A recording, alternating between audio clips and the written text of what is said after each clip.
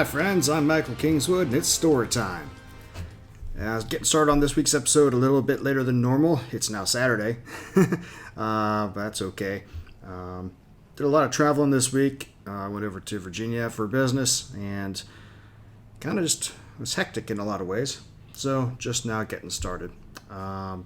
Before we go any further, I wanted to let you guys know that this week it's another week of The Infinite Bard. As you know, a bunch of friends of mine who I share writing groups with do this Infinite Bard promotion to share each other's work and expand our audiences a little bit. This week, Phil Junta is presenting his short story called All That Matters Is What You Believe.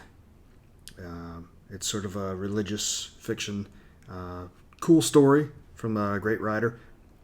I suggest you go check it out. You go by theinfinitebard.com and you can link to his story and all the other stories that have gone by in the last several weeks. I'll also put a direct link to his story in the show notes here. But go check him out, show him a little love, and then come back 2 weeks from now. August 7th will be the next one, and that'll be one of my stories. Hey, even better. Probably, maybe not. I mean, Phil's pretty awesome. But go check that out.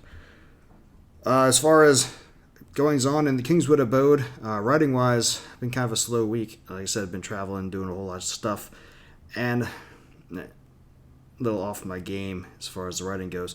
I do have to continue on with my Great Challenge, though. I succeeded last week with week 14 of the Great Challenge, so 14 weeks down, 14 stories written, and I'm going to succeed this week. I haven't started this week's story yet just because of everything I've been doing and kind of been distracted.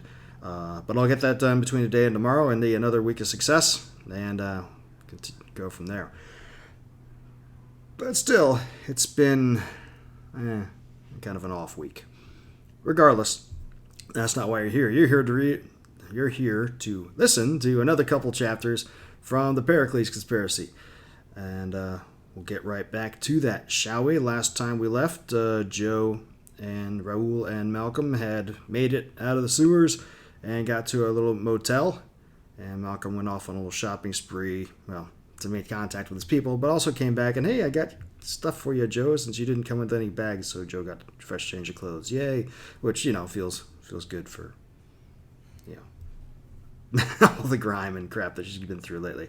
And the underground movement, or whatever they call themselves, is sending a person to come pick them up. Let's see what happens next.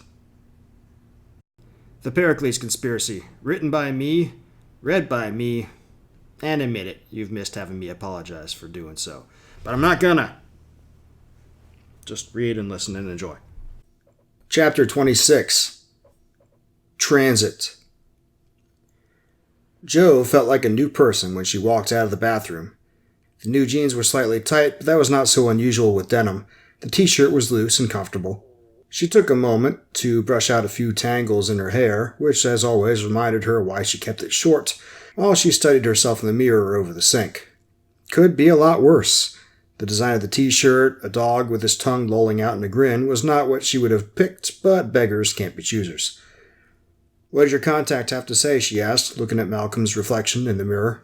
She immediately wished she had not said anything. He gave a little jerk and blinked. Her question must have awoken him. Not much. He paused then, suppressing a yawn with the back of his hand, stood up and moved his arms back and forth vigorously, getting his blood flowing. "We lost several good people in the raid and almost all of our equipment and data. We're still trying to pick up the pieces, but it's hard to stay in contact with anyone."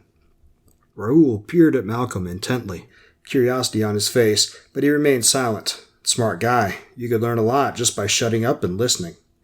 Sometimes more than those around you think you have. Jo put the brush down and turned to face the two men, frowning. "Surely there was more to it than what I saw the other night. I thought you said they had people all over the world." Malcolm gave a half shrug and spread his hands in a gesture of helplessness. "It's complicated. When we lost Becky and Lars, A knock at the door cut off his words. Malcolm's face, bone-weary a moment ago, hardened as he turned to look out the peephole. No security cameras in this place. After a moment, he relaxed, the sudden tension leaving his shoulders as quickly as it came. "It's our guy." He reached for the doorknob, then paused and looked back at Joe and Raul. "Isaac can be a bit oversensitive sometimes. A little touchy. Just be careful what you say to him." Joe crooked an eyebrow at him. "You'll see why," Malcolm said. Then he opened the door. Joe immediately understood what he meant. Isaac would have been tall, but he stood with a stoop that left him only slightly taller than Joe. From his wrinkles, deep enough to be almost cracks in his face, he was getting on in years, probably pushing 110, maybe 120. He had hair only on the left side of his head. It was thin, stringy, and gray. The right side of his head was a mass of burned scars stretching from his neck halfway down his jaw and then up to his temple. Where his ear should have been was just a hole. Joe could understand why he would be touchy. It must be horrible going through life so disfigured, and he would scarcely want it pointed out. Why did he not have reconstructive surgery? It was easily obtained and inexpensive. But then, inexpensive for some was a king's fortune for others. Perhaps he lacked the money. After all, he wore simple, almost nondescript clothing. Or at least at first glance it was simple, but when Joe looked closer, it became clear his cloth was high quality. The kind of quality that is satisfied to abstain from flashiness in favor of simplicity and functionality. A subtle, musky odor surrounded him, faint enough that Joe almost did not notice it, but effective enough that it perked her interest almost before she realized it was happening. She was forced to reassess her initial impression. Isaac was a man of some means, but he preferred not to show it. Intriguing. Who was he, really? Isaac spared Malcolm barely a glance, instead giving first Raoul and then Joe a thorough look-over. "That's her, huh? Thought she'd be prettier the way you go on about her." Malcolm flinched slightly, then flashed Joe an apologetic half-grin. Isaac pursed his lips for a moment, then nodded slightly to himself and looked past Joe toward Raoul. Isaac sized him up, then held out a small satchel to Malcolm. "Patch him up and meet me downstairs. I'm double-parked." Then he turned and walked away, toward the stairwell leading down to the motel's parking lot. "Abrupt, isn't he?" Raoul said. From his tone, he was not sure whether to be amused or angry. Joe could relate.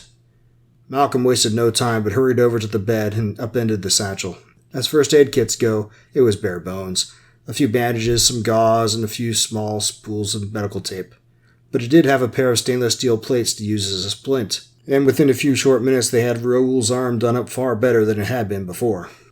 Malcolm stepped back from Raoul and took a second to admire their handiwork, then cleared his throat and turned toward the door.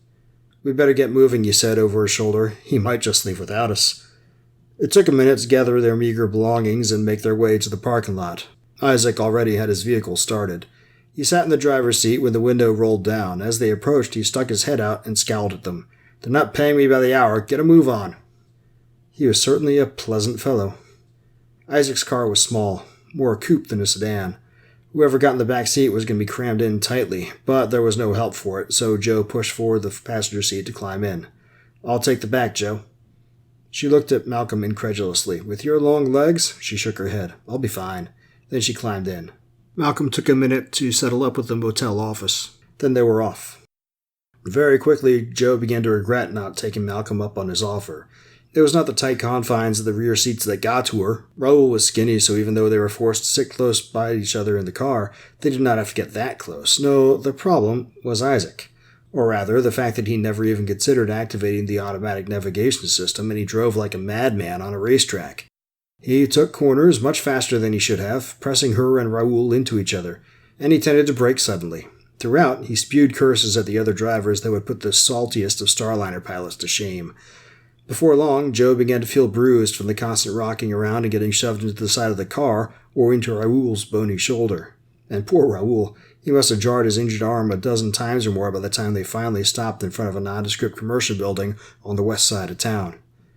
The building was 3 stories tall and square, with stucco siding and a flat roof.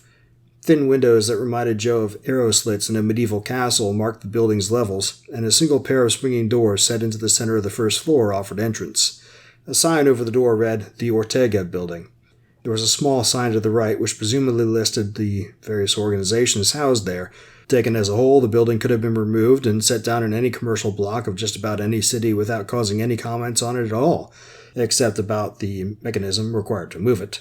Joe could see why the organization, or the underground, or whatever they called themselves, would choose this place to reorganize itself. "Well, here we are." Isaac took the car out of gear and looked over his shoulder at Joe. "Hope you know what you're doing, girl." Irritation, born from the ride and amplified by his tone, flared up. "I can manage just fine, Isaac," Joe replied, not trying to keep the acid from her tone, "but thank you for your concern." He silently met her gaze for a few seconds, and Joe could almost see his wheels turning. Then he surprised her. He shook his head and chuckled. His smile made his disfigured face seem suddenly brighter, and the glimmer of youth shone from his eyes for a moment. "Watch out for this one, Malcolm," he said, nudging Malcolm with his elbow. "She might give Pedro a migraine." Malcolm just shook his head and got out of the car. Joe and Raoul followed as quickly as they could, with all the twisting and contorting that maneuver required. No sooner were they out than Isaac drove away. Joe felt certain he was still laughing to himself. Chapter 27. Negotiation. Pedro could hardly be considered a man, at least to Joe's way of thinking. He was maybe 25, with the kind of baby face that made her doubt he had to shave more than twice a week. He had the tanned features and dark hair one would expect from Central or South America, with high cheekbones and a round face and dull brown eyes. His jeans, complete with a multi-tool and a leather pouch, work boots, and simple collared shirt, gave him the look of a working man, but when Joe shook hands with him, his palms were smooth like a person who spends little time at manual labor. For whatever reason, Malcolm deferred to him, as much as he deferred to anyone anyway. "The famous Captain Ishikawa," Pedro said as he released her hand. "I'd say it's nice to meet you, but—" He glanced at Malcolm and frowned slightly. "Frankly, we could have all done without the honor, I think." Joe scowled, but Malcolm spoke before she could fire back. "That's not fair, Pedro. The NSA was watching her, yes, but we knew that. They followed me back to the house from her place, not her." Pedro's frown deepened a little. Then he sighed and nodded. "Of course." He looked back at Joe, managing, if not a smile, at least less of a frown. "My apologies for my rudeness. Will you sit?" He gestured toward the center of the room, where a leather-upholstered couch and a pair of stuffed chairs clustered around a coffee table that was inlaid with a standard-sized display and control pad. Joe nodded and selected one of the stuffed chairs. As she sunk into its comforting embrace, she surveyed the room more closely. It was located on the second floor of the Ortega building, then down a long corridor from the lift and around a corner to the right. As she had followed Malcolm down the corridor, Joe was struck by the generic decoration of the place, as well as by its emptiness. Doors to a number of offices lined the corridor, with placards announcing chiropractors, lawyers, accountants, an artist studio, and a catering service, though Joe presumed they did their actual cooking elsewhere. But no one else entered the building at all. It was the middle of the day, as surely someone else, besides them, had work to do. But Joe never saw anyone. Pedro's office, who knew if it was his, or shell company's, or what, but Joe thought of it as his anyway, bore the label McKinsey and Velasquez, Architects, on its placard. The door opened as they arrived, and they were greeted by a man and a woman dressed in workout clothes, as though they were going to the gym, except that they wore pistols and shoulder holsters, and the woman carried a handheld weapon scanner. Malcolm they let enter without comment, but they subjected Joe and Raoul to the weapon scanner and a pat-down even after Joe surrendered her plasma pistol. All that to get here, to meet with this kid. He knew how to decorate, Joe had to admit. The central area of the offices where they sat had hardwood floors that were covered by several rugs that hailed from Persia, unless Joe missed her guess.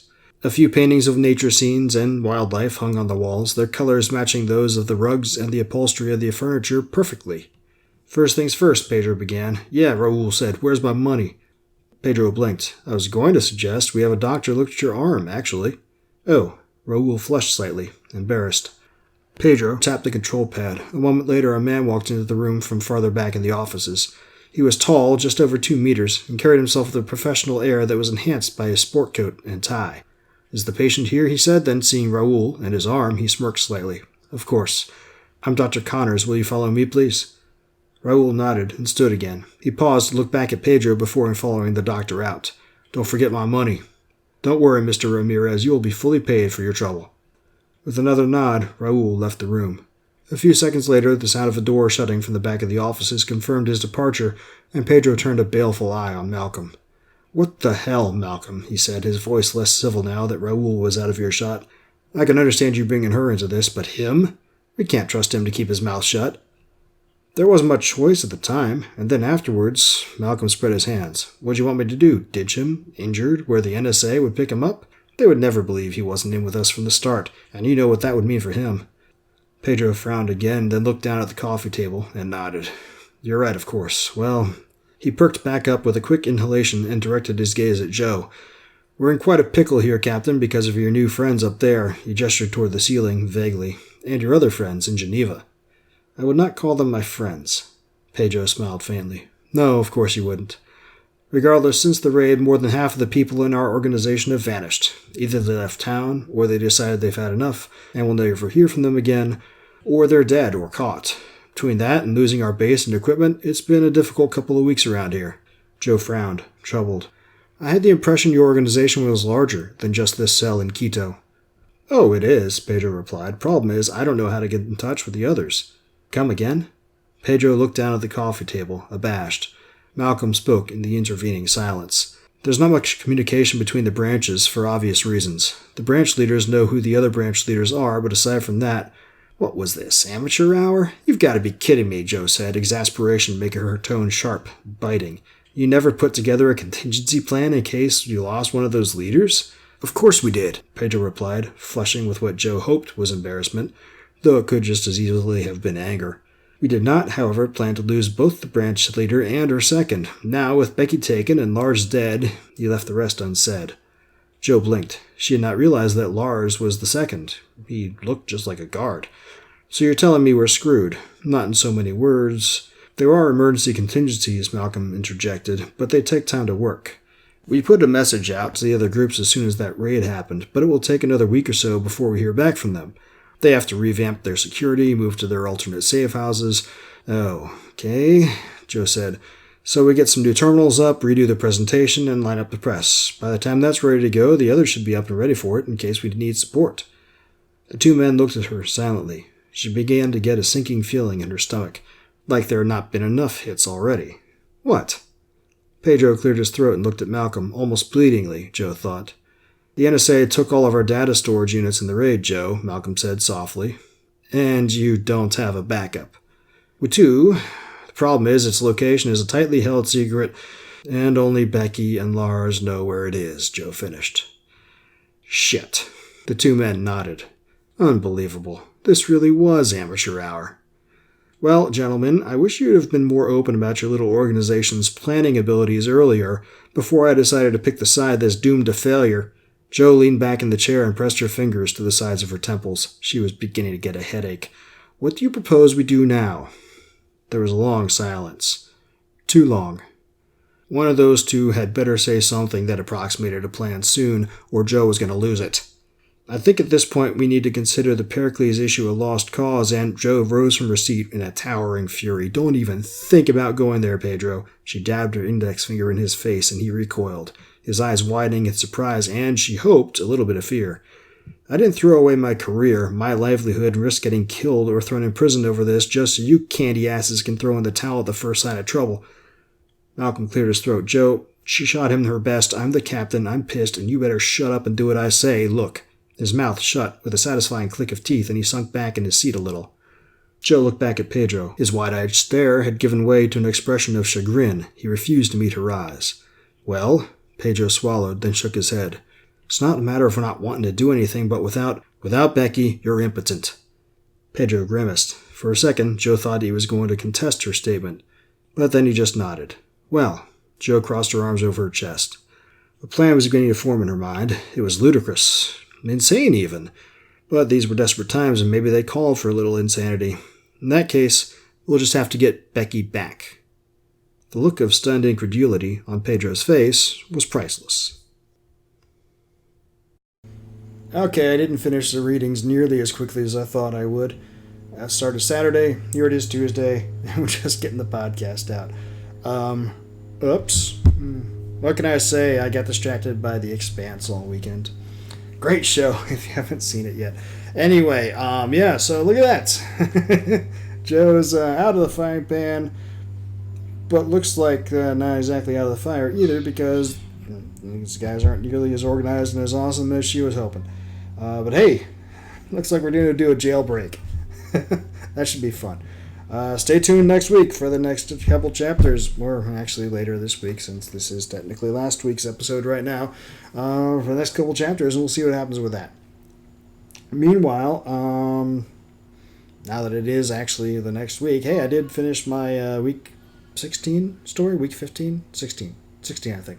Anyway, I got my short story written for the week, so streak is continuing, yay, for the win. What else is going on? I got a new story actually releasing here. shorter story, a novelette, so more than a short story, less than a novel. It's called Malinvestment. It's actually live now, but I'm going to make the official announcement about it tomorrow, the 31st. Screw it. It's out there now. You can go get it. I'll put the cover up here so you can see it. It's about a cool guy who he is the god of malinvestment, and he's been going through life as member of the pantheon, and can't figure out how to use his powers for good because he's the god of malinvestment and thus, economic depression. How the hell do you use powers for good for that? Then we go from there. An amusing story, I think. You'll like it. Go check it out. You can buy it from my website. Best place to get it. Buy it from Amazon or there's other places. Not as good, but you can still get it from there. And of course, you go buy the Pericles Conspiracy too, since that's the one you're listening to. And you can't wait till a few days to find out what happens in the next couple chapters, can you? No, you can't. So go buy the book. But if you don't want to, just tell all your buddies about it and have them tune into the podcast and the video series here, and that'll be even better. Well, not even better. It'll be almost as good. Hey, go by my website, become a member. A couple bucks a month will help out maintaining the podcast, keeps pay for the time, and help sustain this writing career, which is even cooler. Like, subscribe to the videos, subscribe to the podcast, leave comments everywhere, and that's about it. Thanks for listening. Thanks for watching. I'll talk to you next time. Until then, don't do anything I wouldn't do.